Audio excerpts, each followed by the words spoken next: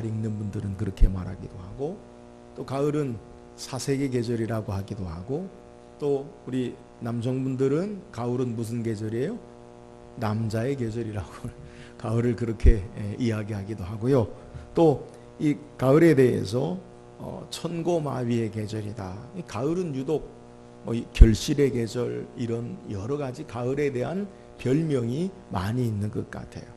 근데 이 가을에 대한 별명 가운데 유독 운동을 좋아하시는 분들에게는 가을은 야구의 계절이라고 그렇게 얘기도 해요. 여러분 아시는지 모르겠지만 야구에 관심 있으신 분들은 지금 우리나라에 한국 시리즈가 진행되고 있죠. 두산과 기아가 지금 경기를 하고요. 미국에서 메이저리그에는 휴스턴 애스트로즈와 그리고 LA 다저스가 월드 시리즈를 놓고 경기를 해요. 우리나라 야구도 마찬가지고 미국의 야구도 마찬가지인데, 공을 던지는 투수와 공을 받는 포수 사이에 공을 던지기 전에 하는 일들이 있어요. 포수가 사인을 보내죠. 물론 투수도 사인을 보내기도 해요. 손가락을 막 이렇게 해가지고 위로 던진다, 밑으로 던진다, 아래로, 또 옆으로, 또 여러 가지 커브, 싱커, 또 여러 가지 공을 던지는 것을 사인을 보내요. 투수와 포수만의 사인이 있는 게 아닙니다. 감독들도 운동장에 경기하고 있는 선수들에게 사인을 보내요. 수비하는, 공을 잡는 사람들에게는 어떻게 수비를 한쪽 방향으로, 이게 수비 쉬프트라고 하는데 한쪽 방향으로 서라고 하기도 하고, 또 외야수에게는 뒤로 가라고 했다가 앞으로 오라고 했다가 이 사인을 보내요. 마찬가지로 공을 치는 타자에게도 사인이 있는데, 안타를 쳐라, 기다려라, 아니면 번트를 대라, 골라라, 사인도 이렇게 보내요. 그러니까 이 사인이라는 것, 그것은 단순한 표시가 아니라 그 다음 행동을 이해하고 그 다음 행동을 위해 해석하게 하는 중요한 표시가 되는 거예요. 오늘 성경에도 우리에게 이 사인이라는 단어가 나와요. 오늘 우리가 읽은 본문 23절에 보면, 내가 내 백성과 내 백성 사이를 구별하리니 내일 이 표징이 있으리라 하셨다 하라 하시고, 이 성경에 소개하고 있는 이 표징이라는 단어가 바로 이 사인이에요. 여러분, 이 사인은 다음 행동을 어떻게 취할지를 이해하고 알게 하는 아주 중요한 표시라는 거예요. 우리의 신앙의 모습 가운데도 오늘 성경에 이렇게 하나님이 우리에게 말씀하시는 사인이 있다는 거예요. 하나님이 우리에게 사인을 보내시는데 그것을 잘 이해하고 하나님이 어떤 분이신 줄을 알고, 또 우리의 신앙의 삶에 하나님이 원하시는 참된 신앙의 삶을 이해하고 살아야 하는 중요한 사인이 우리에게 있다는 거예요. 오늘 우리가 말씀을 통해서 성경이 우리에게 말하는, 오늘 본문을 통해 우리에게 소개하고 있는 사인, 표징의 의미가 무엇인지 우리가 이것을 말씀을 묵상하고, 우리에게 사인을 보내신 하나님이 어떤 분이신가, 또 우리에게 무엇을 요구하시는지를 말씀을 통해 묵상하고 은혜 나누는 시간 되기를 원합니다. 오늘 함께 읽은 본문의 내용은 하나님께서 모세를 통해 이스라엘의 430년 동안 종살이하던 그의 백성을 구원하시기 위해서 바로에게 10가지 재앙을 보내셔요. 그 가운데 오늘 우리가 읽은 본문의 내용은 네 번째 재앙인 파리 재앙에 대해서 우리에게 소개해요. 근데 앞선 세 번째 재앙과 오늘 우리가 말씀을 묵상해 볼 네 번째 이 파리 재앙과 다른 점이 있어요. 앞서서 하나님이 어떤 재앙을 보내셨느냐? 첫 번째는 나일 강물이 모세로 말미암아 하나님의 말씀을 거역하고 하나님 백성을 보내지 않자 강물이 핏물이 돼요. 피는 죽음을 상징해요. 두 번째 재앙은 개구리 재앙인데, 온 애굽 땅에 개구리가 넘치고 악취가 나게 하는 이러한 고통을 겪게 하는 재앙을 그들에게 허락하고, 세 번째는 땅의 티끌을 통해 날리자 그것이 이가 되어지고, 성경학자들은 후대에 모기다 그렇게 이야기하는데, 여튼 그것이 사람을 힘들게 하고 해롭게 하는 땅의 티끌이 그렇게 되어지는데, 앞선 나일강이 핏물이 되는 기적과 개구리가 나오는 기적은 애굽에 있는 요술사들, 마술사들도 흉내를 냈어요. 하나님의 기적과는 차원이 다르지만 흉내를 냈어요. 근데 세 번째 땅의 티끌을 가지고 이가 되게 하는 이 기적은 그들이 시도하다가 되지 않다. 이것은 하나님의 권능이다. 우리가 행할 수 없는 겁니다. 라고 애굽의 요술사들이 인정을 해요. 그리고 네 번째부터는 감히 흉내도 낼 수 없는, 오늘 본문에 우리에게 온 땅에 파리 재앙이 되어지는 것은 애굽의 요술사들은 감히 시도도 할 수 없는 그러한 역사를 하나님께서 그들에게 재앙으로 내리신 거예요. 그러면서 이것이 바로 표징이다라고 이야기해요. 이 네 번째 재앙은 앞선 재앙 세 번째 재앙과 다른 표징이, 특별한 더 표징, 하나님 말씀하시기 원하시는 것이 있다는 거예요. 오늘 우리가 읽은 본문에 보면 하나님께서 이스라엘 백성과 애굽 사이를 구별하지 않으셨는데 세 번째 재앙까지는, 이 네 번째 재앙부터는 이스라엘 백성이 사는 고센이라고 하는 그 땅, 요셉이 그의 아버지 야곱과 형제들을 데리고 올 때에 바로 왕에게 요구하여 살던, 그들의 대대로 살던 고센 땅에는 이 파리 재앙, 네 번째 재앙부터는 내리지 아니하고, 그리고 하나님께서 그들을 보호하시는 이 특별한 것을 통해 하나님이 말씀하시는 표시, 사인이 있다는 거예요. 오늘 말씀을 통해서 오늘 하나님께서 말씀하신 표징, 이 사인의 의미가 무엇인지 우리가 한번 살펴보고, 오늘 하나님 앞에 하나님이 어떤 분이신 줄을 바로 알고 우리의 신앙의 삶에 바른 결단의 시간이 되기를 주의 이름으로 축원합니다. 그렇다면 이 네 번째 개구리 재앙을, 파리 재앙을 통해서 하나님께서 말씀하시는 사인의 의미가 뭐냐? 오늘 본문 20절 한번 읽어봅시다. 20절입니다. 시작. 여호와께서 모세에게 이르시되 바로 앞에 서라. 그가 물 있는 곳으로 나오리니 그에게 이르기를 여호와께서 이와 같이 말씀하시기를 내 백성을 보내라. 그러면 그들이 나를 섬길 것이니라. 자, 하나님께서 이 네 번째 하나님의 사인, 하나님의 표징을 가리키는 이 파리 재앙을 행하기에 앞서서 모세를 바로에게 보내시면서 말씀하세요. 아침에 일찍이 일어나면 강가에 바로가 나올 텐데 너는 그에게 가서 이렇게 이야기하라. 뭐라고 말합니까? 내 백성을 보내라. 그러면 그들이 나를 섬길 것이니라. 하나님께서 이 파리 재앙을 내리시기 전에 모세를 바로 왕에게 보내어서 뭐라고 말씀하느냐? 내 백성을 보내라. 그들이 나를 섬길 것이니라 라고 말하고 있어요. 여러분, 왜 하나님이 이스라엘 백성을 애굽에서 바로의 압제 가운데 구원하시려고 합니까? 오늘 분명하게 하나님이 바로에게 모세를 통해 말씀하시는데 내 백성을 보내라.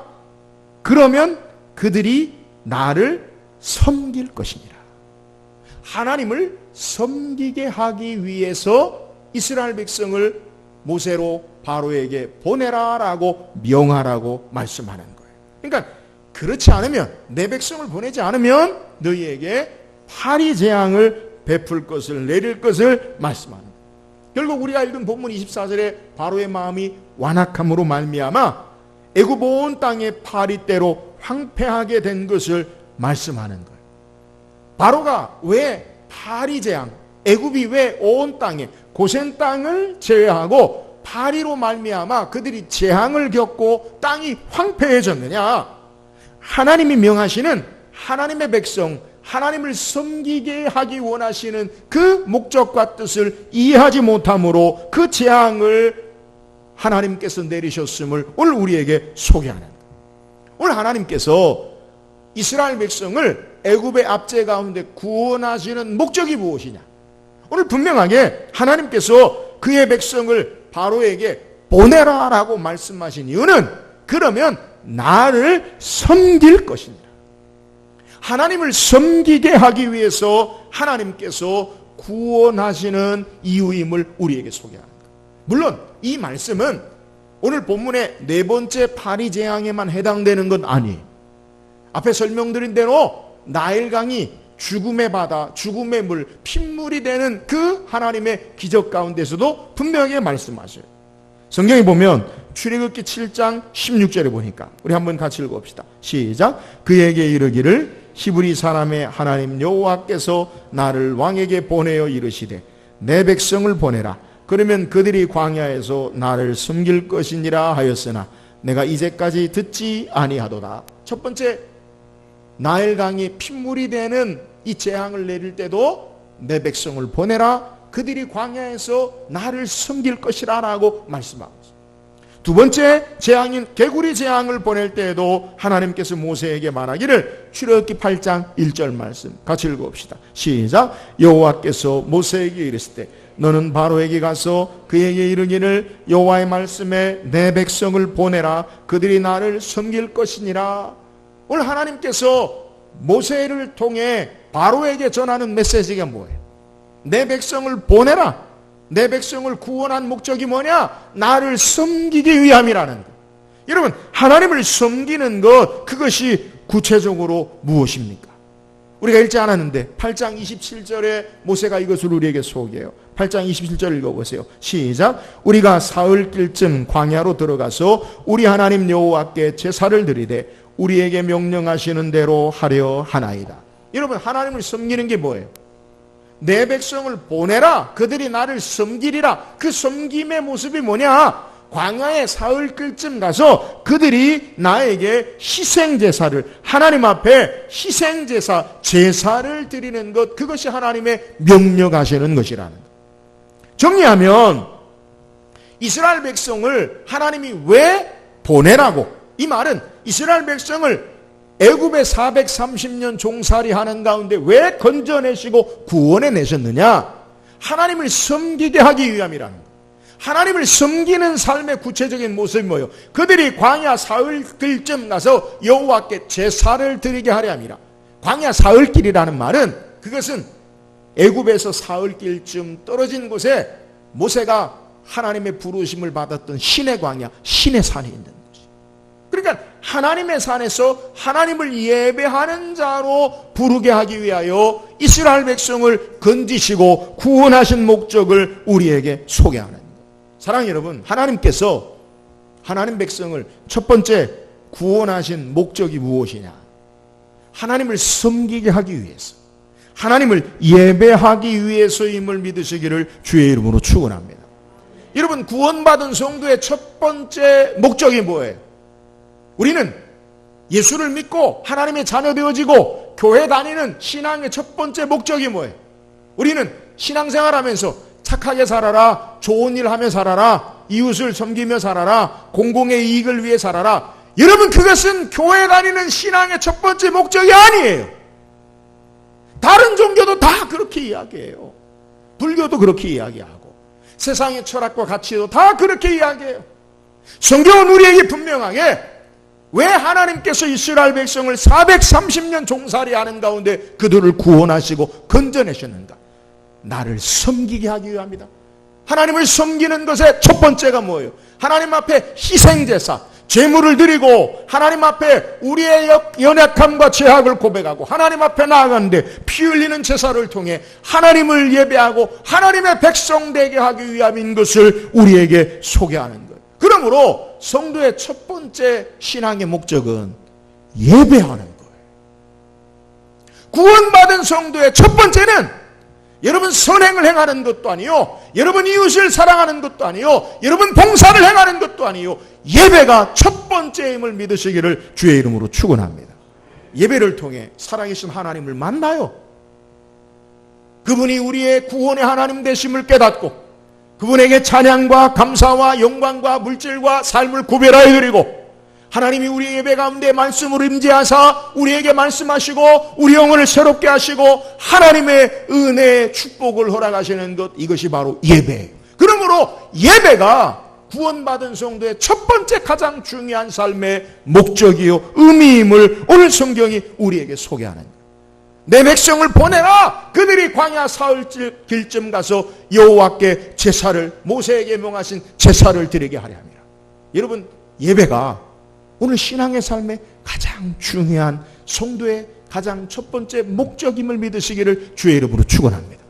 그러므로 예배가 바르게 되고 회복되어지는 삶이 하나님의 은혜와 축복의 구원의 역사를 경험하는 삶이 되는 거예요.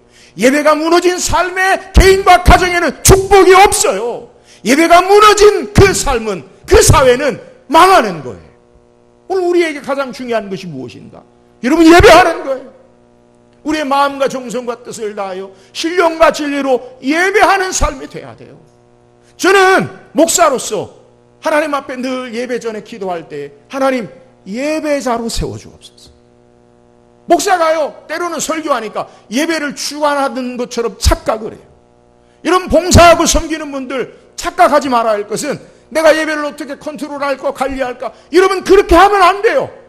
우리는 가장 중요한 하나님 앞에 우리 자신을, 구약에는 제물을 통해 드렸지만 예수 그리스도의 속죄의 제사 앞에 우리 삶을 그분 앞에 드리고 우리의 마음과 정성과 뜻을 다하여 하나님을 예배하는 것, 여기에 하나님의 임재와 구원과 은혜와 능력의 역사가 나타나는 것.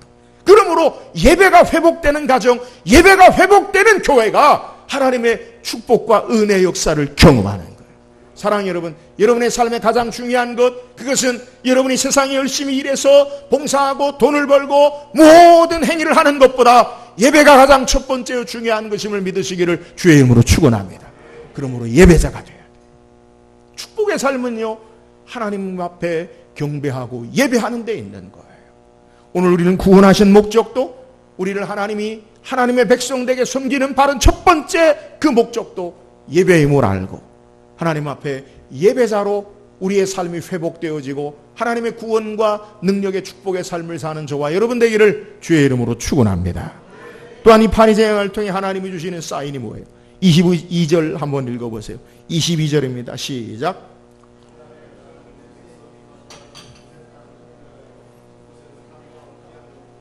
이로 말미암아 이 땅에서 내가 여호와인 줄을 내가 알게 될 것이라. 앞서서 내렸던 세 가지 여러분에게 설명했던 나일강이 피가 되고 개구리가 넘쳐나고 이의 재앙은 애굽의 온 땅에 내려졌던 재앙이에요.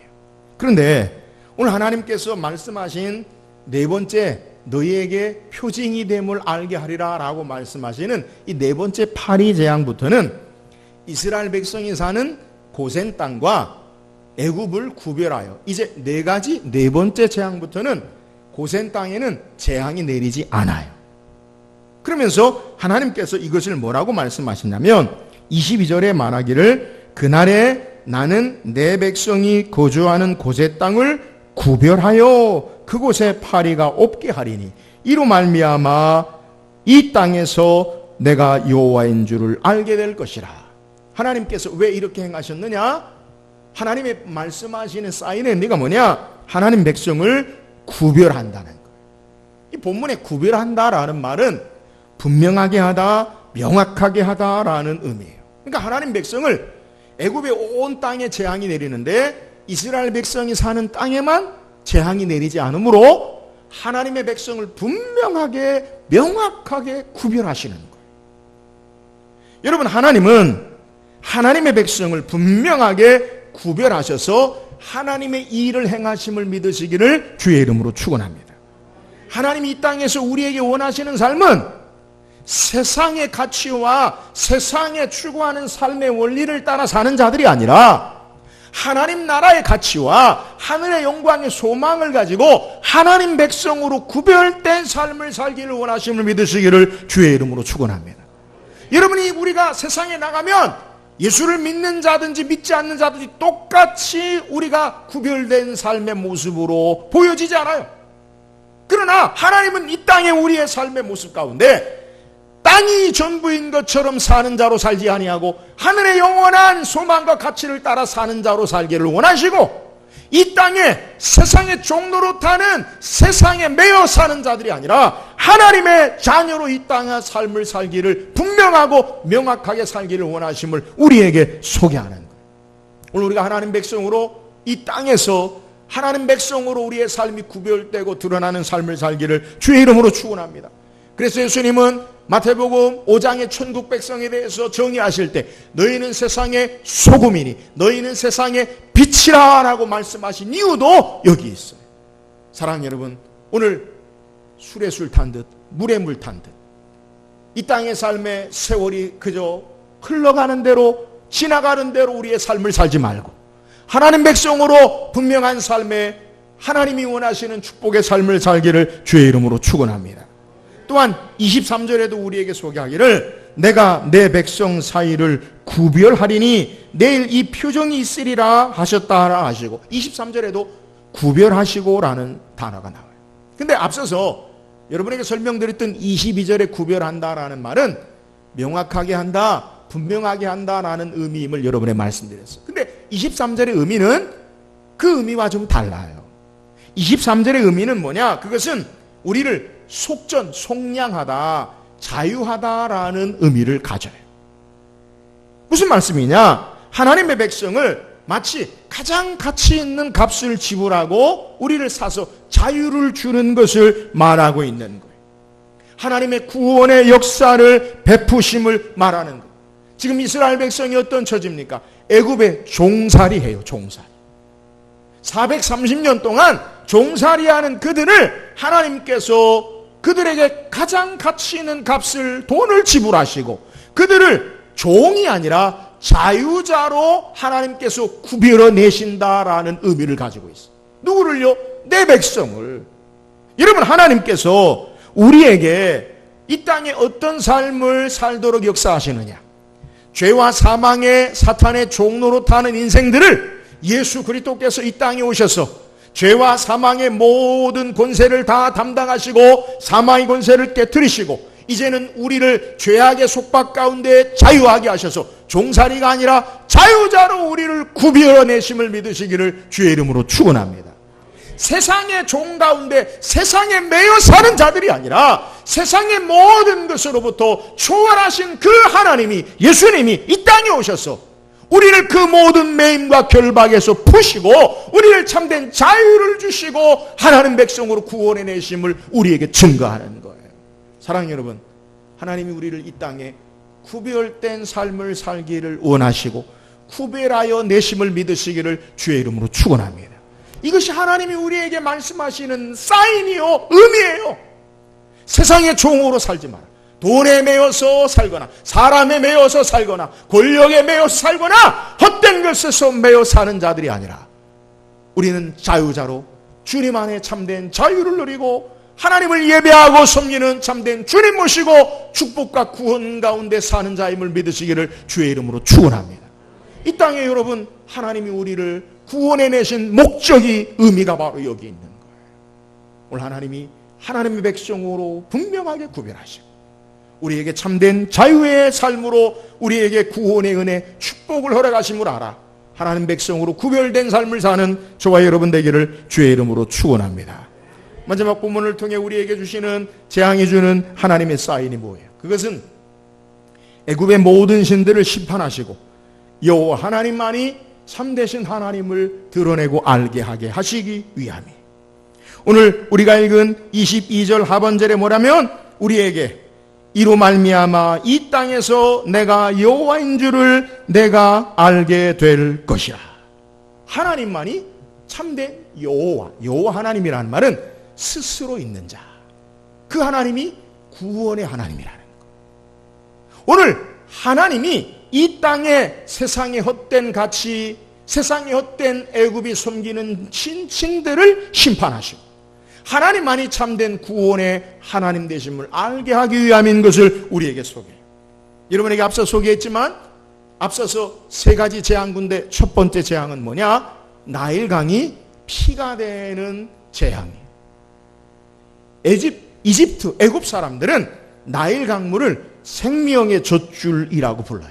근데 단순하게 생명의 젖줄이라고 부르지 아니하고 그것을 뭐라고 부르냐면 소티스라는 신으로 여겨요. 이유가 뭐냐?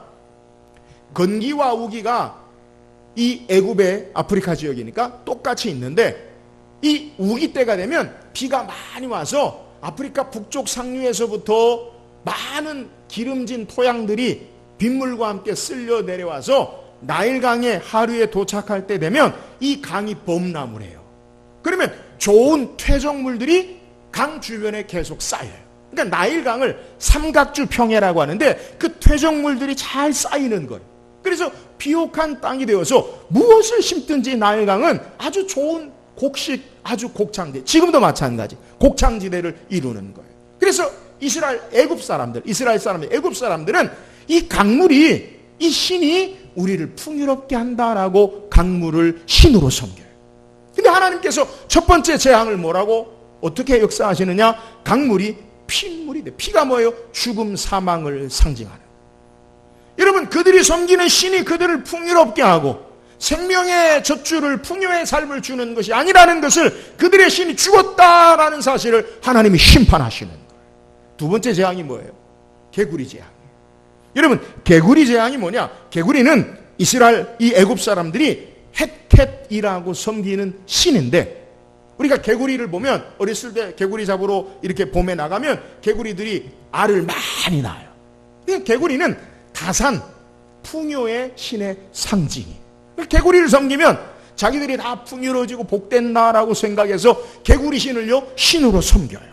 근데 하나님께서 이 재앙을 통해 온 땅에 개구리로 말미암아 고통스럽게 하는, 너희들이 섬기는 개구리 신이 너희를 풍요롭게 하고 많은 출산을 주고 다산을 주는 게 아니라 너희를 괴롭게 하는 거다. 악취가 나고 괴롭게 하는 하나님의 심판의 역사를 속여.